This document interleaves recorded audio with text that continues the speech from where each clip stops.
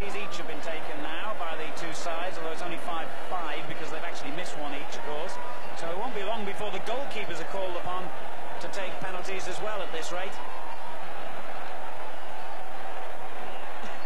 So it's 5-all on penalties. And the tension gets even worse. Cassie will take the next one for the Ivory Coast.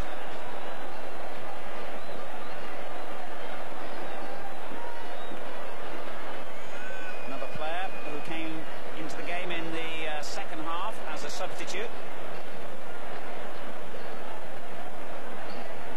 Fascinating to observe players' little habits at moments like this. He went to relieve the ball himself.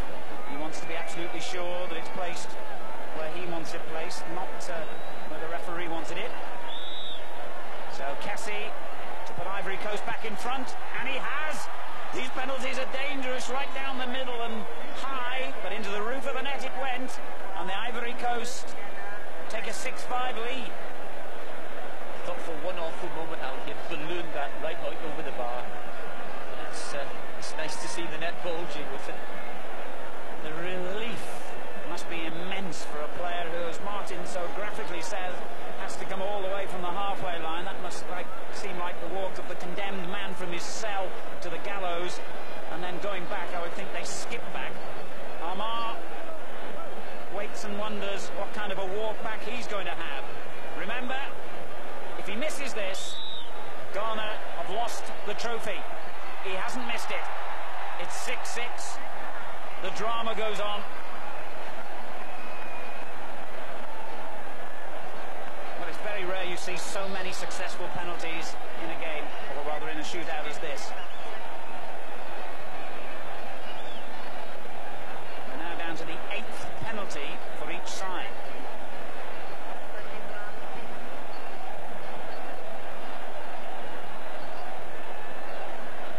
Sam will take the next one for the Ivory Coast. Whose nerve will hold out longest here?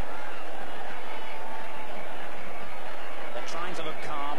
Inside, you can only begin to imagine what must be going through their minds and what kind of turmoil their tummies must be in at this moment. Sam with the kick, and he scored. It's 7-6 to the Ivory Coast.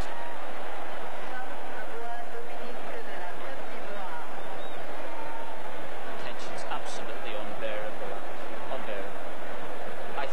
I honestly think that Ghana score here, they should call a halt and say have 6 months each or a year each with this cup. I don't think I've ever actually seen one of these shootouts go on quite as long as this. 7th player from each side who've had to take the kick now. Abura, the latest one for Ghana. This to keep them in, and he has. 7-all from the spot, would you believe? It may be a lottery, it may not be a very satisfactory way of deciding a championship that's lasted for a fortnight, but by heavens, it's gripping entertainment and excitement. 7-all from the spot.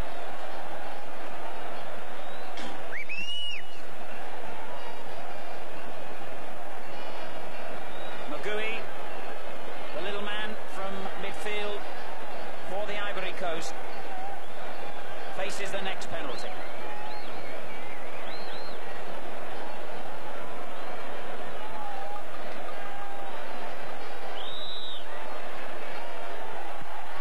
Oh, the goalkeeper gets right again, but couldn't keep it out. Magui has made it 8-7 to the Ivory Coast. On a personal note, Alan, I'm also very pleased that he scored as well too, because I think he's an exceptionally talented little footballer. You're absolutely right, he faded out of the game in the latter stages of extra time, but he's done his bit.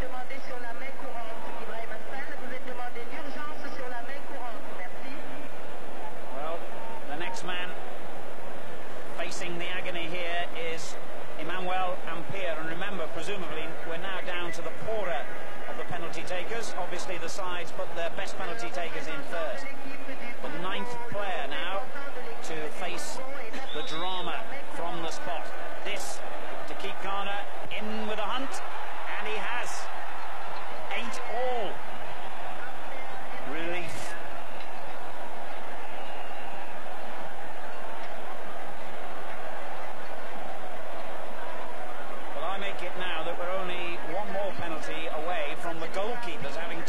them against each other. The next man up will be the 10th players on each side. So we really are down to the bare bones now, so to speak. CA has been given the finger of fate. It's 8-all. Only 2 penalties have been missed in this entire shootout. I wonder if you can get a clue sometimes from looking at players' expressions and general demeanour as they walk up. If you can, somehow or other, I don't fancy CA here because he looked a bit reluctant.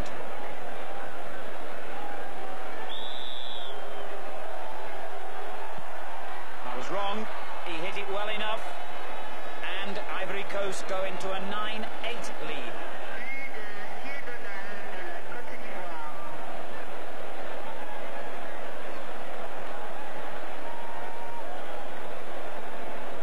Well, in all the time I've been watching football all around the world, I've never seen a penalty shootout go this far.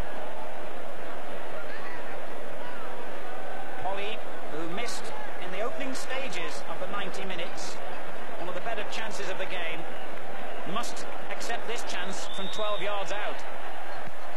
And he has. It's 9-9 from the penalty spot. And now we will face the prospect of the goalkeepers taking penalties against each other.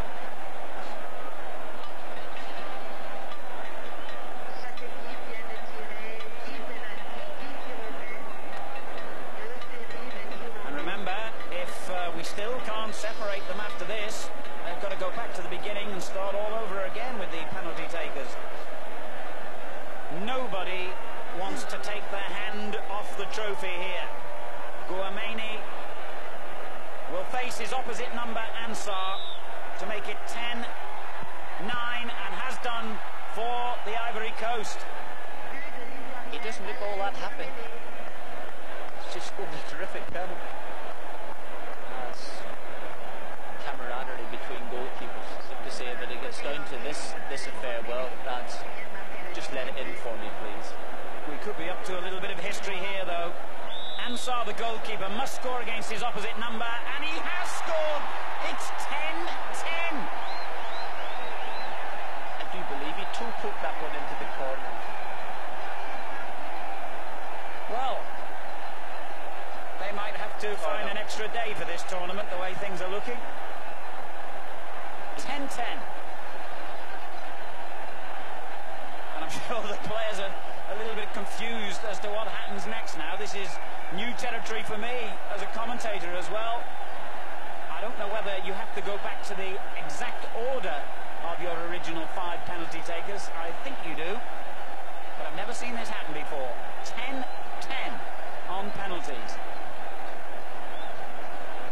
And still we await the name of the champions. And indeed, we have gone right the way back to the beginning in the sense that Akar will have to take the next kick for the Ivory Coast. We still, of course, have the sudden death aspect of this. We don't get another compulsory 5 per side. And Pfister, the coach, unhappy about something. So we're still down to the situation where if one team scores and the other misses, it's all over. Akar for the Ivory Coast. It was a bit lazy and a lot of fortune went into it. Ansar's furious, Akar's relieved. He scored again. It's 11-10 to the Ivory Coast. Just went through Ansar's hands. Dived the right way. Got himself in a decent position. So presumably now Bafo, the captain, will come forward again. Yes, there he is, to take this next penalty for Ghana, and must score. Psychologically, one feels that winning the toss to get the first penalty has given the Ivory Coast a big advantage here, because each time they score, of course, the pressure's on Ghana to make sure that they equalise. Bafo's got to score this one. He's missed it! The Ivory Coast have won the cup. The scenes of celebration are fantastic, and why not? For the first time in their history, the Ivory Coast can call themselves the champions of all Africa.